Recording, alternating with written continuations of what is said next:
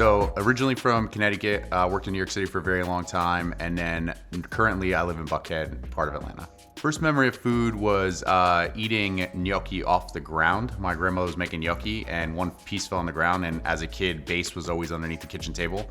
So I remember sliding into base and then grabbing a gnocchi and eating it and then getting a nice smack in the head. So my first trip to Italy was when I was 8, and that's when I fell in love with food in general, like really, really enjoying food. And that's it. And ever since I was 8, I knew I wanted to be a chef. So started working in a restaurant in Stamford, Connecticut called Bella Luna. From there, I went to New York City, worked for Mario Batali, Scott Conant, Eric Repair, Danielle Boulud, every big name New York City chef you could work for, basically. And then from there, went back to Connecticut, opened a few restaurants. My most recent in Connecticut was called Bar Sugo. From there, sold everything, decided it was time to move. Wanted to pick on a bigger city, I kept saying, so moved to Atlanta, worked for Ford Fry at The Optimist, and then left, just didn't like corporate anymore. Opened White Bull, now Grana, and next Bastone, and then a few more projects in the future. So if you're a home cook or a home chef, a couple things. Be patient, like it doesn't happen overnight. Also, don't be so recipe driven. Pay attention to how food tastes. Food is powerful, food is subjective, and pay attention to that. Pay attention to how you like the food to taste.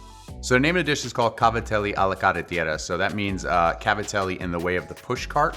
So I started making it as a kid. I was probably about 7 or 8 years old, and it came from my grandparents because they worked during the day, farmed during the day, and then at night they would push the cart through the city. So everything that was left in the basket or in a cart at the end of the night is what they ended up cooking. So this has to do with that.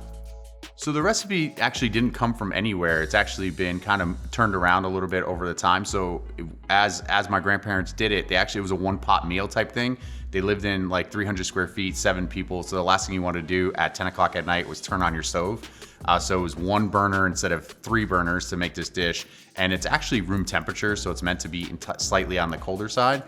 So it's changed over time, but this recipe is what I've done to adapt it.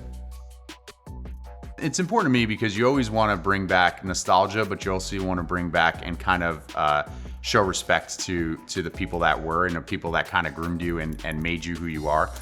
So both my grandparents are gone now.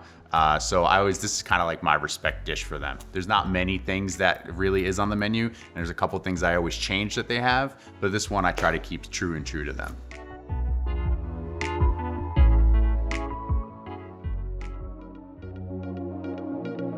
Hey guys, so we're making Cavatelli Alla Carrettiera. So first things first, most important part, get your pasta water boiling and always salt your pasta water. Very important. Number 2, we're gonna start with our saute pan. Saute pan, really high quality extra virgin olive oil. Get it right in there and put a good amount in there, guys. We're gonna need this, all right? So next step, we're gonna put a little bit of garlic in here. Sizzling's a good thing. A little bit of chili flakes and some beautiful basil leaves. So now what you're trying to do here is you're actually seasoning the oil, right? Seasoning the oil part's most important. Now, most important thing is make sure you do not brown the garlic, okay? You just want it to be lightly translucent. So as your garlic's getting that slight little translucence to it and the basil's going in there, we're gonna add our pasta into the water, right? Because it's gonna take about 2 minutes, 3 minutes to cook. Right into your water. A few more in there. All right, so as that's going now, we're gonna add our tomatoes, all right? So get your tomatoes in there and give them a little squeeze. You want all that sauce to start doing its thing. Squeeze them in there. With that, we're gonna add a few of these peppers. And about 1 or 2 more basil leaves. The more basil, the better for this dish. So once the tomatoes and all those go in, you're gonna hit it with a little bit of salt, okay? You could always add more salt, you can't take it away, so start nice and easy. With that, we're gonna put a little nub of butter, all right? As the butter's doing its thing, the most important part of this dish is actually the pasta water, okay? The pasta water itself has a lot of starch in it, and that's super important. It's what's gonna bring this dish all together, all right? We'll do 1.5 scoops. Now remember, we season this. You always salt your pasta water, so since we seasoned it, that's why you don't wanna go too heavy on this, right? All right, so as it starts to boil a little bit and you get all that butter in there and everything really starts to marry its flavors, the pasta's ready, all right? So we're gonna come right from here, get all that water out. We already added that pasta water right into the pan. All right, give it a nice little toss. And from here, you're gonna go right into the bowl, okay? Right into that bowl. All right, now what we're gonna do is we're gonna finish this dish, okay? So we're gonna a couple more basil leaves in here because we want this to be super fresh. Some beautiful black pepper. All right, good amount of Parmigiano Reggiano. Another little touch there. Then we're gonna do extra virgin olive oil. It's my favorite part. All right, you're gonna start getting that nice and creamy, right? But the most important part is giving this a taste. The last thing you wanna do is serve under-seasoned food to somebody. A little more salt.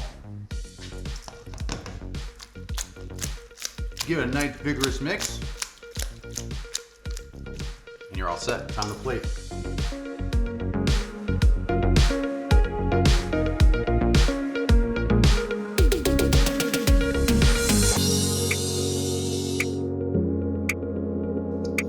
Just like that.